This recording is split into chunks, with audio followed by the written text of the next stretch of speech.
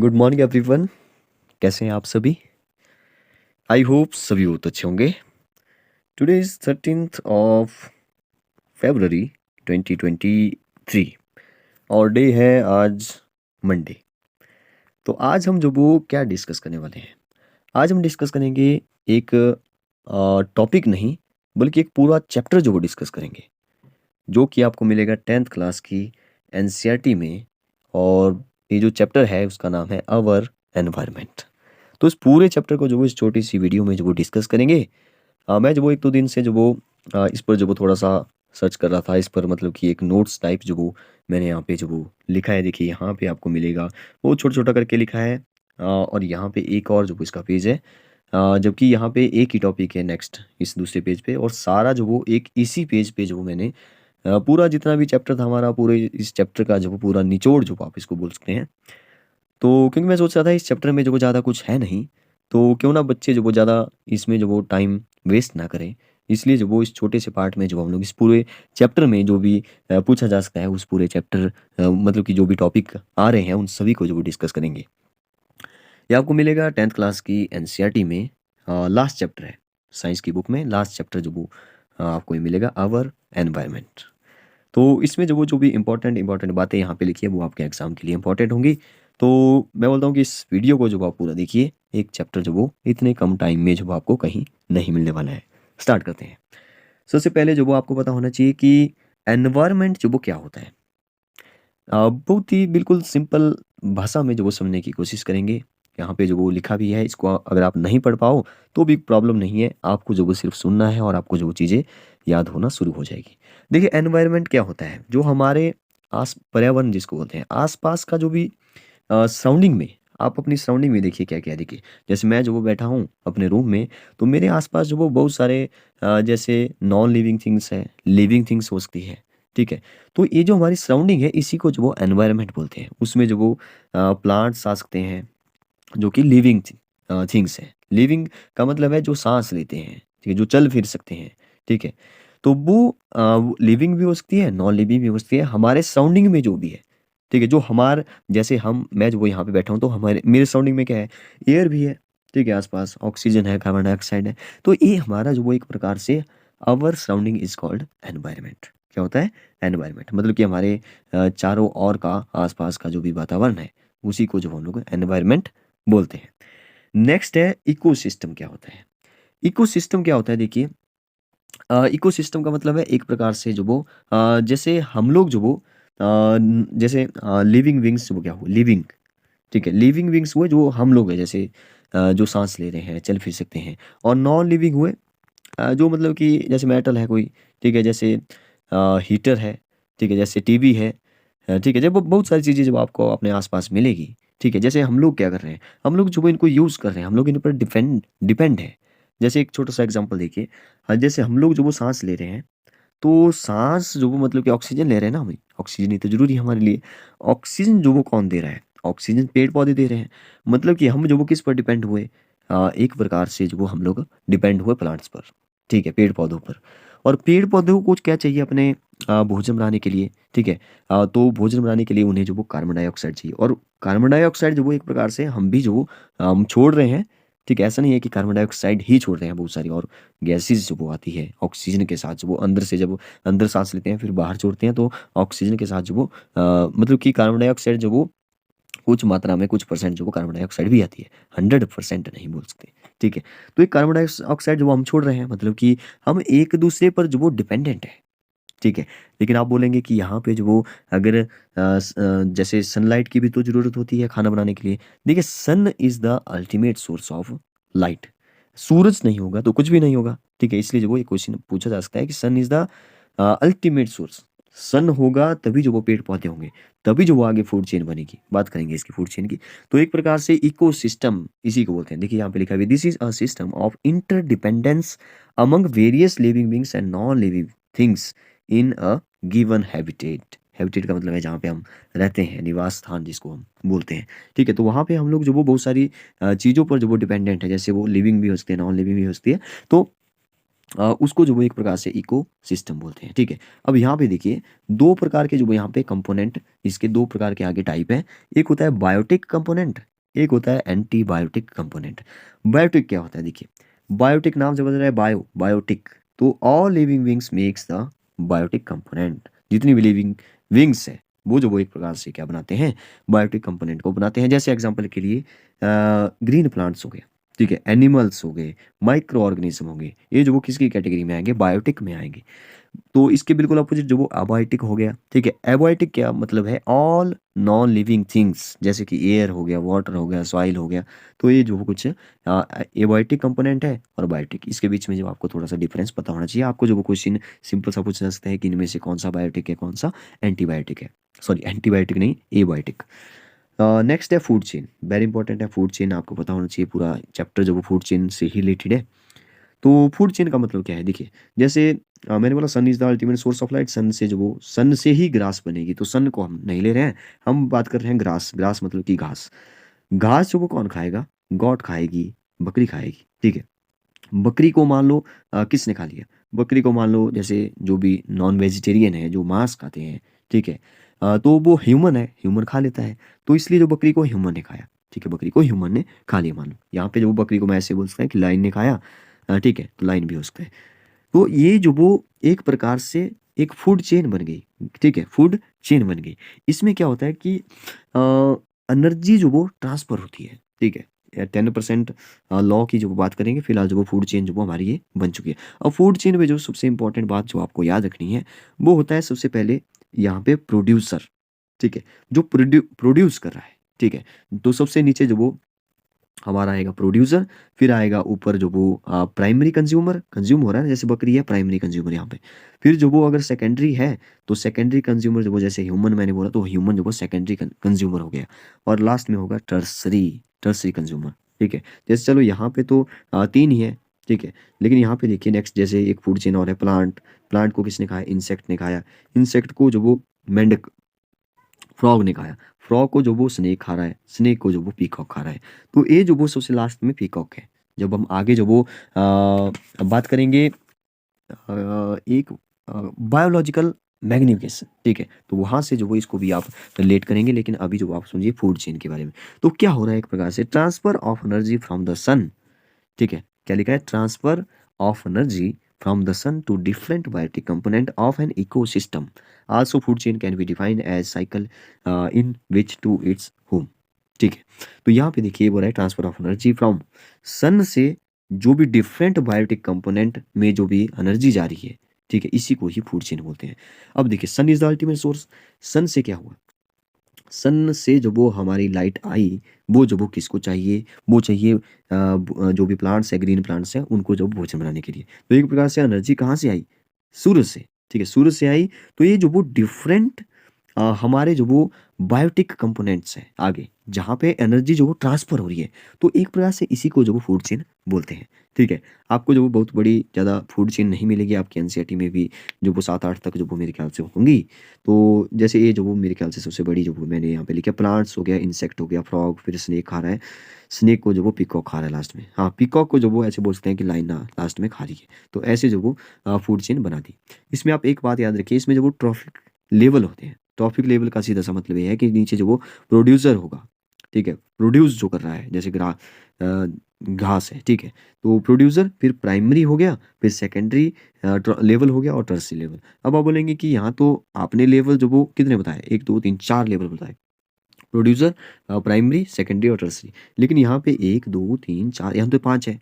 तो आप क्या करिए, आप इन दोनों को लास्ट वाले को जो वो आप टर्सरी में डाल दीजिए, और यहाँ पे जो वो सेकेंडरी हो गया, और यहाँ पे प्राइमरी हो गया, और सबसे पीछे जो वो कौन हो गया, प्रोड्यूसर हो गया, ठीक है।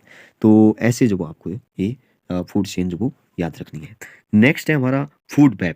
फूड वेब का मतलब क्या है, देखिए वेब का मतलब होता है एक प्रकार से जाल, ठीक है। फूड मतलब कि भोजन, तो भोजन का एक जाल बना हुआ है। देखिए जैसे प्लांट्स को जो वो डियर खा रहा है, मान लो डियर को जो वो लाइन खा रही है। अब प्लांट्स को जो वो जैसे प्लांट्स तो हम लोग भी खा रहे हैं, ठीक है, आप खाते होंगे सरसों का साग, ठीक है, तो वो एक प्रकार से प्लांट्स ही है, हरे वेजिटेबल, ठीक है, तो उनको हम भी खाते हैं। वैसे यहाँ पे जो वो ह्यूमन भी हो सकता है सीधा, ह्यूमन को जो वो कौन खा रहा है, ह्यूमन को लाइन खा रहा है, ठीक है, ऐसे बोल सकते हैं। ठीक है, लेकिन प्लांट्स को जो वो गॉट भी तो खा रही है, तो यहाँ पे जो वो एक जाल जैसा बन रहा है। ठीक है, प्लांट्स को जो वो कोई और भी खा रहा है, इंसेक्ट खा रहे हैं, इंसेक्ट को जो बाद में फ्रॉग खा रहा है, फ्रॉग को जो वो स्नेक खा रहा है, स्नेक को जो वो लाइन खा रही है। ठीक है, सॉरी, स्नेक को लाइन खा सकती है, चलिए कोई बात नहीं। स्नेक को जो वो पीकॉक रख देते हैं लास्ट में, पीकॉक हो गया या ईगल हो गया। तो ये जो वो एक प्रकार से जाल बनता जा रहा है। ठीक है, जैसे यहाँ पे इसके अंदर सर्कल के अंदर देखिए जाल बनता जा रहा है, इसी को जो हम लोग फूड वेब बोलते हैं। There can be many food chain which are interlinked at various level. ठीक है, ये जो वो आपस में इंटरलिंक्ड है। दस many food chain from a network, तो यहाँ पे जो वो एक प्रकार से नेटवर्क जैसा बन गया, इसी को जो हम लोग फूड वेब बोलते हैं। ये बिल्कुल सिंपल सा था, इसमें कुछ। अब है नेक्स्ट जो कि वेरी इंपॉर्टेंट है, इसको जो वो स्टार लगा दिया है मैंने पहले ही, यहाँ पे देखिए 10% लॉ। क्या होता है 10% लॉ? इसको समझना बड़ा ईजी है। देखिए, बात ऐसी है कि जैसे जैसे मान लो कोई ऐसा नॉन वेजिटेरियन अगर कोई है, ठीक है, तो ये बंदा जो वो मान लो मांस खाता है। ठीक है, तो इसने जो बकरी बकरी बना देता हूँ मैं यहाँ पे, 1 2 3, चलिए 4 टांगे होती है, मैंने 4 टांगे बना दी, ये है बकरी। ठीक है, मान लो बकरी को जो वो किसने खाया, ह्यूमन ने खाया, किसी आदमी ने खाया। अब देखिए यहाँ पे जो वो बकरी, अब बकरी को पूरा तो नहीं खाएगा लेकिन उसका मांस खाएगा। लेकिन बात ये है कि इस जो मांस है, ठीक है, तो वहाँ पे मान लो इसके पास जो वो एनर्जी थी 1000 जूल, जो वो इसके मांस में एनर्जी थी जो भी इसने खाया 1000 जूल। तो इसके अंदर जब वो मांस खाने से इसके अंदर भी तो एनर्जी जाएगी। ठीक है, तो जो एनर्जी जो वो इसके अंदर जाएगी, इसको मिलेगी, वो जो वो इसका 10% होगी। ठीक है, 10% होगी। तो 1000 का 10% कितना होगा, 1000 मल्टीप्लाई बाई 10/100, ऐसे निकालते हैं हम लोग परसेंटेज। एक जीरो से एक जीरो, यहाँ पे एक जीरो से बचा सिर्फ 100। तो 100 जूल ही एनर्जी जो वो ह्यूमन में पहुंचेगी। ठीक है, इसको इसी को बोलते हैं 10% लॉ। जैसे यहाँ पे भी लिखा है, ग्रास का एग्जांपल है, जैसे 1 लाख जूल एनर्जी जो वो मान लो इस घास के अंदर है। ठीक है, अब ग्रास को जो वो किसने खाया, गॉड ने खाया, तो इसकी 10% एनर्जी जो वो गॉड के अंदर चली गई। 10% का देखिए, 1 लाख का जो 10% है वो होता है 10,000 होता है ना, 10,000। तो 10,000 जूल जो वो गॉड के पास चली गई। अब गॉड को जो वो किसने खाया, लाइन ने खाया। ठीक है, गॉड को जो वो लाइन ने खाया, तो लाइन के पास जो वो इस 10,000 का 10% पहुंचेगा, और 10,000 का 10% जो वो कितना हो गया, 1000 हो गया। ठीक है, तो 1000 ही जो वो एनर्जी लाइन के पास पहुंची। अब यहाँ पे जो आप एक बात जो वो आपके दिमाग में आएगी, ये आप सोचेंगे कि ये तो लाइन है और ये जो वो बकरी खा रही है। ठीक है, लेकिन एनर्जी जो वो बहुत कम पहुंच पा रही है। देखिए, एनर्जी का मतलब अलग है। जो मांस होता है उसके अंदर ना प्रोटीन ज़्यादा होता है। ठीक है, इसको आप थोड़ा समझ लीजिए। प्रोटीन जो वो इसके अंदर होता है, जबकि जो एनर्जी होती है वो जो वो हमें मिलती है, जैसे कार्बोहाइड्रेट हो गया, फैट्स हो गया, तो उसमें जो वो एनर्जी होती है। जबकि मास में इतनी ज़्यादा एनर्जी नहीं है। तो इसका मतलब ये हुआ कि आपको जो वो अगर मान लो एक बाल्टी है, 2 बाल्टी है, इसके अंदर जो वो मास रखा है और इसके अंदर जो वो कुछ वेजिटेबल रखे हैं। ठीक है, सेम अमाउंट में, ठीक है, क्वांटिटी जो वो इनकी सेम है। तो ऐसा बोल सकते हैं कि किसके पास एनर्जी ज़्यादा होगी, किस फूड में ज़्यादा एनर्जी होगी, तो वेजिटेबल्स में जो वो एनर्जी ज़्यादा होगी। ठीक है, ये भी एक फैक्ट्स है। देखिए, तो आप जो वो एक बात जो वो आपके दिमाग में आ रही होगी कि जैसे वेजिटेबल से जो वो अगले वाले ट्रॉपिक लेवल में जब गया, एनर्जी गई, फिर जो वो अगले में गई, फिर जो वो अगले में गई। यहाँ पर जो वो 1 लाख थी, देखिए, फिर जो वो यहाँ पे 10,000, सॉरी 1 लाख का हमने 10,000 ही तो बनाया था। 10,000 जो वो यहाँ पे बनी, 1 लाख में ना 5 जीरो होती है, 4 5, और यहाँ पे 10,000 में 4 जीरो हो गई। यहाँ तक जो वो इसके पास 10,000 पहुंची, आगे जो वो 1,000 पहुंचा, और आगे जो वो कोई सबसे टॉप लेवल पे जो टॉपिक लेवल पे जो सबसे ऊपर बना होगा, ठीक है, उसके पास तो 100 ही पहुंची। अगर इसके आगे भी कोई है तो 100 का 10% जो वो 10 होता है। तो इसका मतलब है यहाँ तो एनर्जी खत्म हो गई, 10 का 10%। ठीक है, तो बहुत कम हो गया फिर। तो ये जो एनर्जी है वो जो वो ट्रॉफिक लेवल जैसे जैसे बढ़ता जा रहा है, वैसे वैसे जो वो कम होती जा रही है। यहाँ से एक क्वेश्चन आपको बन सकता है, आपके एनसीईआरटी में जो बहुत अच्छे से लिखा हुआ है।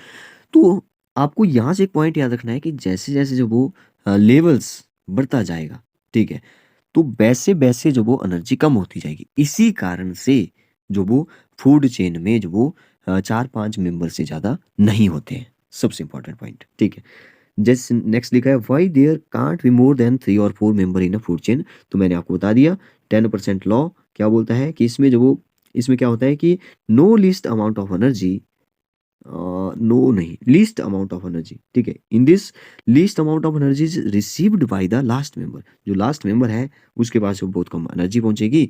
सो उसके लिए जो भी एनर्जी है वो उसके लिए सफिशिएंट नहीं है। तो एनर्जी सफिशिएंट टू सर्वाइव, उसके लिए एनर्जी जो वो सफिशिएंट नहीं है सर्वाइव करने के लिए। तो इसी को जो वो तभी जो वो 3 और 4 मेंबर से ज़्यादा जो वो फूड चेन में नहीं होते हैं। ठीक है, बनाने को तो आप बहुत सारे बना सकते हो, लेकिन 3-4 मैक्सिमम जो वो आपको पता होने चाहिए। 2-3 एग्जाम्पल जो वो ऐसे आपको आपके दिमाग में होने चाहिए। नेक्स्ट है बैलेंस इन इकोसिस्टम। इकोसिस्टम का बैलेंस का क्या मतलब है? एक प्रकार से देखिए, जैसे प्लांट है, ठीक है, गॉट है, प्लांट को गॉट ने खाया, गॉट को लाइन ने खाया।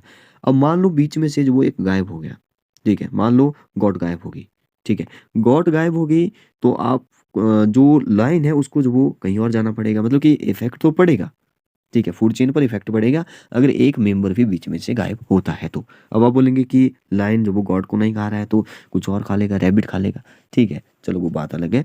जैसे गॉड जो वो जंगल में तो होती नहीं है, लेकिन यहाँ पे डियर हो सकते हैं, डियर होते हैं ना, डियर, हिरन। तो हिरन को जो वो मान लो गॉड की जगह हिरन रख दिया मैंने, मान लो हिरन की जो पॉपुलेशन है वो जो वो कम होगी, ठीक है, कम हो गई, तो इसका मतलब ये है कि लाइन को जो वो लाइन जो वो भूखे मर सकते हैं। मान लो सारे ही डियर जो वो खत्म हो गए, दुनिया में कोई भी कहीं पर भी नहीं रहा, लेकिन लाइन को जो वो यहाँ पे इफेक्ट पड़ेगा। अगर मान लो लाइन भी जो वो अब जैसे डियर कम होंगे, ठीक है, मान लो कोई लाइन जो ऐसा है जो कि हिरन ही खाता था, ठीक है, लेकिन वहां से हिरन की पॉपुलेशन कम होगी, तो लाइन पर भी, लाइन की पॉपुलेशन पर भी जो वो फर्क पड़ेगा, ठीक है। अब मान लो डियर जो वो बीच में से गायब हो गया, तो डियर के कारण जो वो प्लांट्स वो खा रहा था, तो प्लांट्स वो बिल्कुल ही, सॉरी, प्लांट्स वो उसकी ग्रोथ ज़्यादा हो जाएगी, प्लांट्स ही दिखेंगे आपको, घास ही घास दिखेगा। जैसे आपने चिड़ियाघर में देखा होगा, इसके बिल्कुल अपोजिट, जहाँ जहाँ जो वो डियर होते हैं वहाँ वहाँ बिल्कुल सफाई की होती है उन्होंने, ठीक है, वहाँ पे एक भी आपको झाड़ी नहीं मिलेगी, एक भी पत्ता नहीं देखने को मिलेगा, क्योंकि उन्होंने बिल्कुल सफाई करके रखी है। अगर कहीं उनको जो वो दूसरी जगह जो वो निकाला जाए, तो वहाँ पे जो वो फिर प्लांट्स जो वो ग्रो हो जाएंगे, ठीक है। तो इस बात को आप समझिए, इसी बैलेंस को जो वो मतलब कि एक प्रकार से बैलेंस बना हुआ है, ठीक है, बैलेंस तो बना हुआ है। तो an increase and decrease in population of any organism can disturb this balance. Next है व्हाट हैपन। अच्छा, क्या होगा कि ऑल डियर, हाँ वही क्वेश्चन है जो मैंने अभी बताया, are killed in food chain. क्या होगा कि बीच में से जो वो डियर गायब हो जाए, तो यहाँ पे लिखा भी है कि the lion will be left no food, उसके लिए कोई फूड नहीं बचेगा। This would endanger the existence of lion, ठीक है, when the lion and deer would be finished, ठीक है, वो फिनिश हो जाएंगे। तो इससे क्या होगा कि as a result population in explosion of sorry in नहीं है, population explosion of green plants, ठीक है। जैसे मैंने जो वो एक बार जो वो मैं कहीं घूमने गया था, तो वहाँ पे जो वो जैसे जंगल में था, तो जंगल में जो वो, मैं नाम नहीं बता रहा हूँ किस जगह पे, लेकिन मैंने जो वो वहाँ पे देखा, जैसे आप जंगल में चले जाएंगे, वहाँ पे जो वो मान लो कोई भी जो वो जंगली जानवर नहीं आता होगा, ठीक है, जैसे मान लो वहाँ पे भालू है, ठीक है, जंगल में जो वो भालू होते हैं, तो भालू जो वो एक भालू है, ठीक है, और भालू जो वो किसी भी जंगली जानवर को जो वो वहाँ पे नहीं आने देता है। तो क्या होगा कि भालू जो वो मान लो जैसे कुछ खाता है, लेकिन हरे पेड़ पौधे नहीं खाता है, ठीक है, तो ऐसे मान के चलते हैं थोड़ा थोड़ी देर के लिए।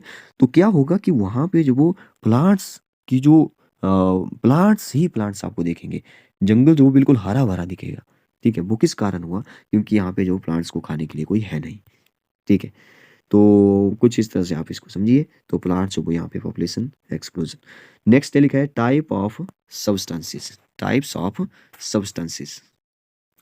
तो सबसे पहला जो हमारा है, ये वेरी इंपॉर्टेंट है, इसके बीच में डिफरेंस जो वो कई बार पूछा भी जा चुका है। एक होता है बायोडिग्रेडेबल सब्सटेंस, एक होता है नॉन बायोडिग्रेडेबल सब्सटेंस। देखिए बायोडिग्रेडेबल को जब आप इससे सिंपल जैसे समझ लीजिए कि बायोडिग्रेडेबल मतलब कि जिसको जो वो डिकम्पोज जो वो किया जा सकता है माइक्रो ऑर्गेनिज्म के द्वारा।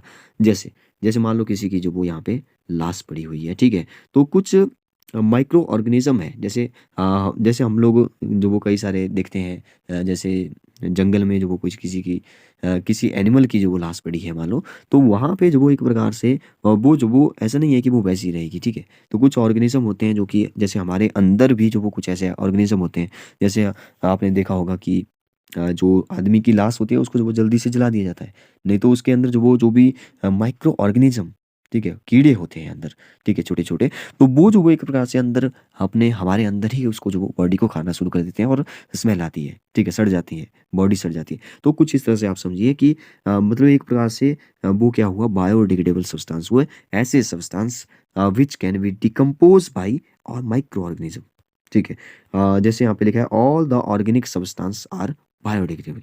ठीक है, जितने भी ऑर्गेनिक है, जैसे सब्जी हो गई, ठीक है, तो सब्जी जो वो एक प्रकार से जो वो खराब हो जाएगी, सड़ जाएगी, ठीक है, वो ऑटोमेटिक हो रहा है ना, माइक्रो ऑर्गेनिज्म उसको कर रहा है।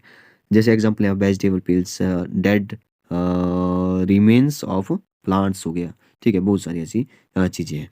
एनिमल्स हो गए, एनिमल्स आप बोल सकते हैं।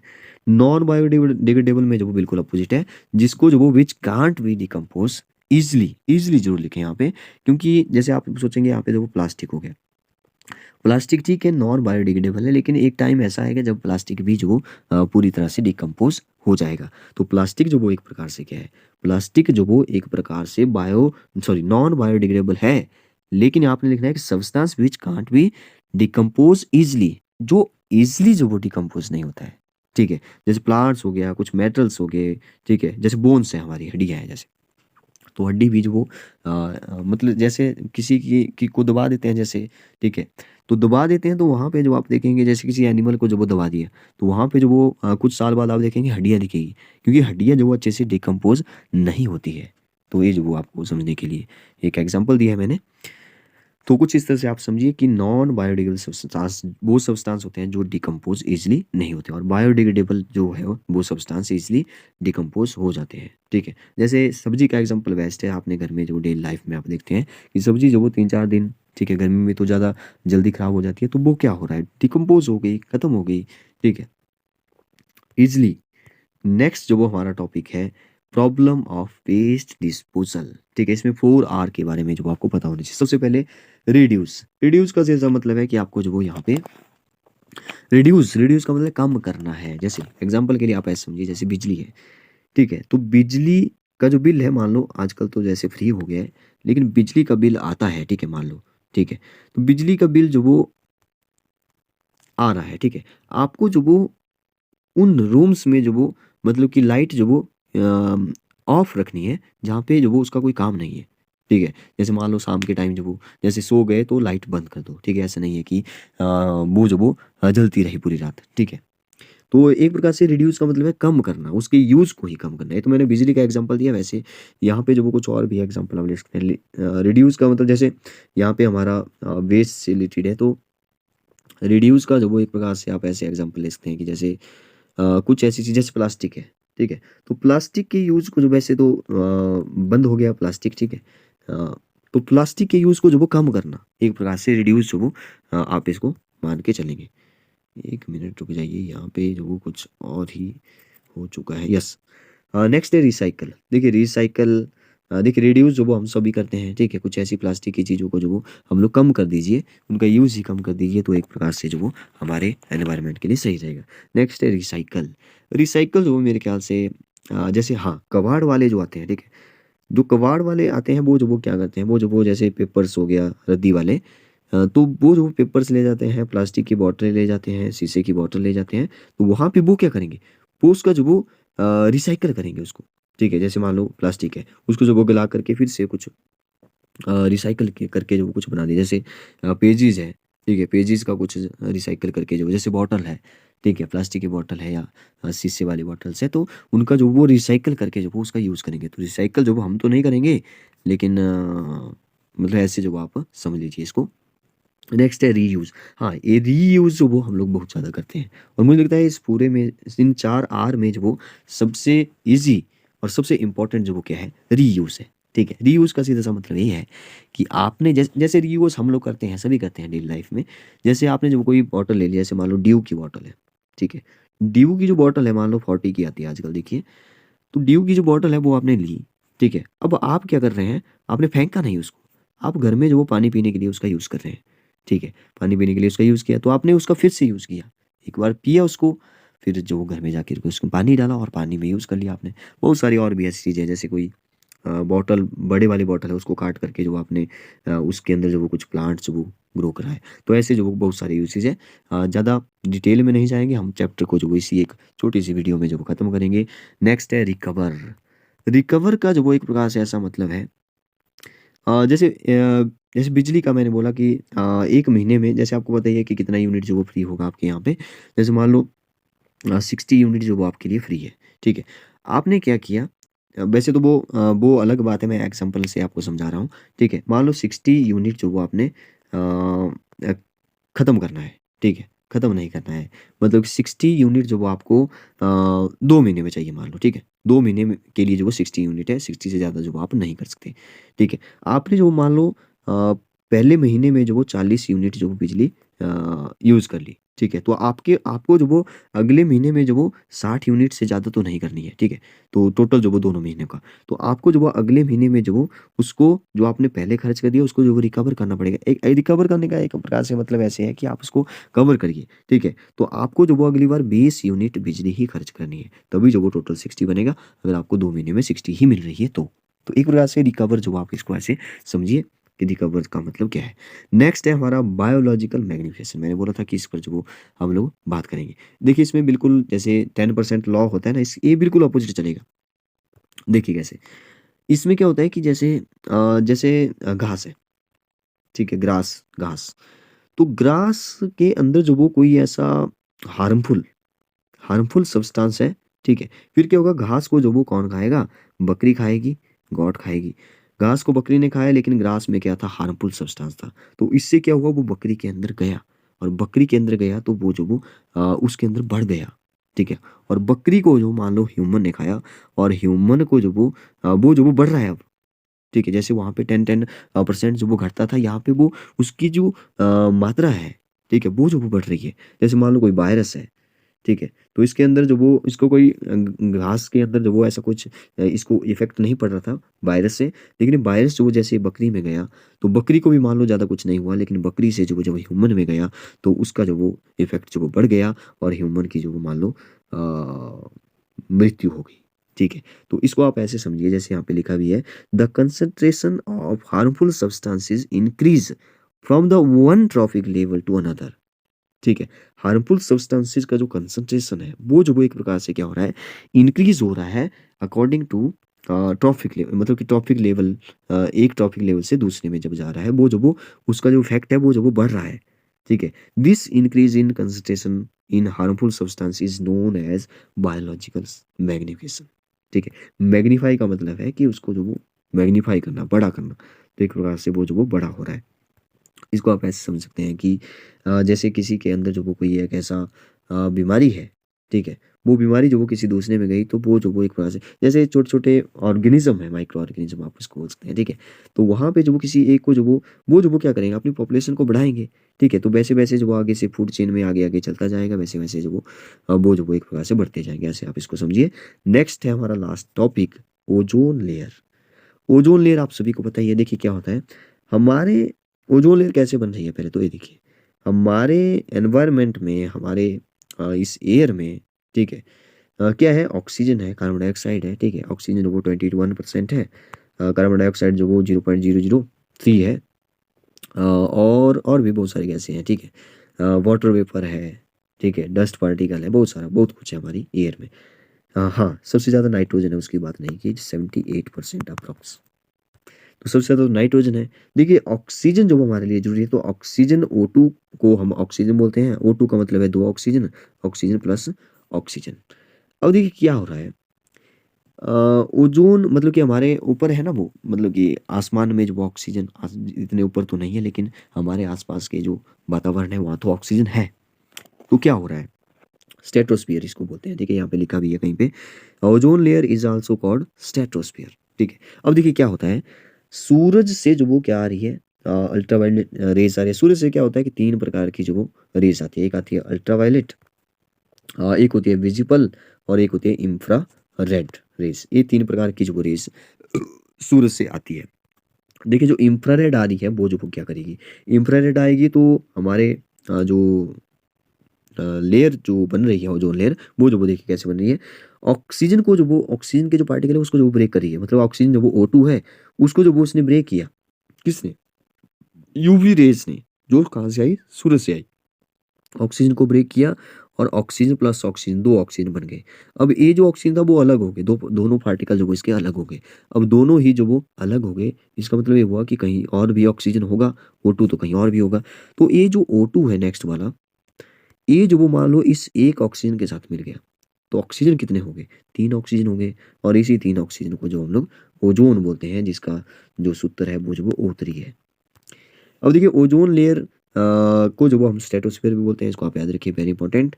और व्हेन यहाँ पे लिखा भी है यूवी रेज़ मतलब कि ultraviolet rays act on oxygen, the oxygen gets converted into ozone, जो कि मैंने आपको बता दिया, ठीक है। तो नेक्स्ट लिखा है यहाँ पे कि ozone layer work like a protective shield for living beings. ये जो वो हमें बचाती है अल्ट्रावायलेट रेज़ से। अल्ट्रावायलेट रेज़ जो वो जब आएगी तो हमारे आँखों में पड़ेगी, ठीक है। वैसे आती तो है, ऐसा नहीं है कि पूरी रोक देती है, लेकिन आती है, लेकिन कम ही अमाउंट में जो वो आती है। The ozone layer wards off harmful ultraviolet rays radiation from the sun, use of CFC। CFC का मतलब है क्लोरोफ्लोरोकार्बन। ये पूछा जा सकता है आपसे 1 नंबर में, CFC की full form chlorofluorocarbon, CHLORO, chloro, fluoro FLUORO, fluoro और कार्बन, ठीक है, CFCs। ये जो CFC है ये जो वो ओजोन लेयर को जो वो डैमेज कर रही है, ठीक है। और यहाँ पे लिखा भी है कि 1987 में जो वो क्या हुआ कि UNEP, यूनाइटेड नेशन एनवायरनमेंट, एक प्रोग्राम जो वो एक मीटिंग जैसे हुई, ठीक है। तो उसमें जो वो डिसाइड किया गया कुछ नेशन के द्वारा कि जो CFC है उसको जो वो बंद किया जाए, ठीक है। CFC को बंद किया जाए। CFC जो वो एक प्रकार की गैस होती है, जैसे रेफ्रिजरेटर में जब वो पड़ती है, रेफ्रिजरेटर से कौन सी गैस निकलती है तो आपको पूछा भी जाता है, तो वो जो वो CFC होती है। और भी बहुत सारे ऐसे हमारे चीज़ें हैं जिसमें जो वो CFC का यूज़ होता है, लेकिन अब जो वो बहुत कम हो गया है, ठीक है। यूज़ जो वो इसका कम हो गया है, तो इसका मतलब है ओजोन लेयर, तो उसके कारण जो वो ओजोन CFC का यूज़ कर रहे थे, CFC क्या करेगी, ओजोन लेयर को जो वो तोड़ेगी। ओजोन लेयर टूटी तो अल्ट्रावायलेट रेज वो नीचे आ गई, नीचे डायरेक्ट आएगी, तो हमारे लिए, हमारी स्किन के लिए खतरनाक होगा, हमारी आंखों के लिए खतरनाक होगा। तो कुछ इस तरह से आप इसको समझिए कि जो CFC है, इसके कारण जो वो क्या हो रहा है, मेन गैस जो वो यही है, तो इसको आप याद रखिए। इसके कारण जो वो ओजोन का जो वो डिप्लेशन हो रहा है, ओजोन लेयर जो वो खत्म होती जा रही है। लेकिन आप याद रखिए कि ओजोन लेयर जो वो एक प्रकार से जो वो मतलब कि एक कहाँ पे, अंटार्कटिक, हाँ, अंटार्कटिक पोल के आसपास जो वो ओजोन में जो वो होल पड़ गया था, ठीक है। ओजोन में होल पड़ गया तो वहां से जो वो डायरेक्ट जो वो अल्ट्रावायलेट रेज वो आ रही थी। लेकिन अभी जो वो न्यूज़ मैंने पीछे जैसे सुनी थी, बहुत टाइम हो गया, तो उसमें बताया जा रहा था कि ओजोन लेयर जो वो वापस रिकवर हो रही है, तो ये हमारे लिए अच्छी बात है। क्योंकि ये जो वो हमने एक प्रोग्राम जैसा आप यहाँ पे बताया भी है, कहाँ पे लिखा है, एक एग्रीमेंट हुआ, was signed among different nation two phase out CFC को जो वो बंद किया जाए, ठीक है। तो यहाँ पे मैंने लिखा भी था कि O2 जो वो कैसे कैसे बनी, UV रेस आई, O2 और फिर ऑक्सीजन जो वो एक मिला, फिर O3 बन गया, ठीक है। सन से जो वो 3 प्रकार की रेज आ रही है, UV और विजिबल और इंफ्रारेड, ठीक है। कुछ एक इफेक्ट जो वो यहाँ पे लिखे हैं ओजोन डिप्लेशन के। सबसे पहले यहाँ पे लिखा है कि ozone depletion allows UV rays to enter Earth's atmosphere and UV rays have the following bad effect। Bad effect देखिए, सबसे पहले तो लिखा है कि स्किन कैंसर जो हो सकता है इससे, कॉजेज कैटरैक्ट, कैटरैक्ट जो हमने देखा था जिसमें आंखों को में जो वो एक धुंधला सापन जो वो आ जाता है, ठीक है, मोतियाबिंद जिसको आप बोलते हैं। अफेक्ट एक्वाटिक लाइफ, एक्वाटिक का मतलब है जल, जल में जो रहने वाले जो भी लाइफ्स हैं, जो भी एनिमल्स आप इनको जैसे एक्वाटिक एनिमल जो आप उनको बोल सकते हैं जैसे, तो उनको जो वो इससे जो वो खतरा है, इफेक्ट पड़ता है, ठीक है। तो ये हुआ हमारा चैप्टर यहाँ पे खत्म। दोनों चैप्टर, सॉरी दोनों नहीं, एक चैप्टर जब हमने पूरा डिस्कस किया है इस छोटे से पार्ट में, वन शॉट आप इसको बोल सकते हैं, वन शॉट। तो एक प्रकार से जो आपका एक रिवीजन हो गया है, अगर आपने इस चैप्टर को पढ़ लिया है, या चैप्टर को जो जैसे पेपर से पहले जो अगर आप इस वीडियो को देखते हैं एक बार, जो वो इसको आप जैसे आप स्पीड में भी देख सकते हैं, या स्पीड हो गई है ज़्यादा तो इसको जो वो आप स्लो करके भी देख सकते हैं, ठीक है। लेकिन इसको जो आप पेपर से पहले जो वो देख करके जाइए, हमने इसमें जो पूरा एक चैप्टर जो वो कवर किया है। Okay, thank you, thanks for watching and have a nice day.